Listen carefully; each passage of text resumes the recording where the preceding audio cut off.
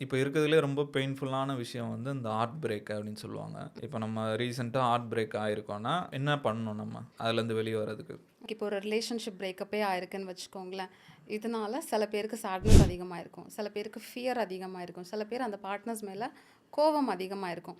எந்த எமோஷன் நீங்க ஃபீல் பண்றீங்களோ, அத ஒரு 1 ஆர் 2 மந்த்ஸ்க்கு ப்ராசஸ் பண்ணணும். அத மாத்தி என்ன பண்றாங்கன்னா, அந்த கவலைய மறக்கணுன்ட்டு நான் கொஞ்சம் ஹேப்பியா இருந்தா அந்த கவல போயிடும் அப்படின்னு நெனைக்கிறாங்க. கிடையாது. நீங்க கவலையா இருக்கீங்களா? ஒரு 2, 3 வீக்ஸ் நல்லா அத ப்ராசஸ் பண்ணுங்க. கவலைப்படுங்க. அதோட இன்டென்சிட்டி வந்து ரெட்யூஸ் ஆயிடும். எனக்கு தெரிஞ்ச வரைக்கும் ஏதாவது இன்சிடென்ட் நடந்தா, அத பாசிட்டிவா மாத்தணும்னு தான் நெனைப்போம். நீங்க தான் இப்ப புதுசா கவலைப்படுங்க அப்படின்னு சொல்றீங்க. கண்டிப்பா கிடையாது. இப்போ என் மனசு வந்து கவலைய ஃபீல் பண்ணுதுன்னு வச்சுக்கோங்களேன். ம். அப்ப நான் அவுட் சைட்ல இருந்து ஒரு பாசிட்டிவ் எமோஷன் குடுக்குறேன் அப்படின்னா, உள்ளுக்குள்ள நம்ம மனசுக்குள்ளே கான்ஃப்ளிக்ட் இருக்கும். ம். நான் கவலையா இருக்கேன். நான் எப்படி அந்த டைம்ல சில பேர் பாசிட்டிவ் அஃபர்மேஷன்லாம் எழுதுவாங்க. அது இன்னும் ம். எமோஷன்ஸ வந்து ட்ரிகர் தான் பண்ணிவிடுமே தவிர ஹெல்ப் ம். பண்ணாது.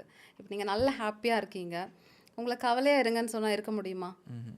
அதே தான் நம்ம இந்த கான்செப்ட்ல பண்றோம். கவலைப்பட்டுட்டு இருக்கு, ஹாப்பியா இரு அப்படின்ற ஒரு கான்செப்ட் நமக்கு மனசுக்கு குடுக்கும்போது, அதால ஏத்துக்க முடியாது. ஸோ கவலையா இருக்கா, கவலைப்படுங்க, ப்ராசஸ் பண்ணுங்க. அத பத்தி நெறைய ஃப்ரெண்ட்ஸ் இருந்தாங்க, கம்ஃபர்டபுள் பெர்சன் இருந்தாங்கன்னா ஷேர் பண்ணுங்க. டிஸ்ட்ராக்ட் பண்றேன், டைவர்ட் பண்றேன் அப்படின்னா, உள்ள தான் அது சேவா இருக்கும். ஏதாவது திரும்ப நெக்ஸ்ட் வீக் ஏதாவது ஒரு இன்சிடென்ட் நடக்கும்போது, மொத்த எமோஷன்ஸும் பார்த்தீங்கன்னா வெளில வரும்.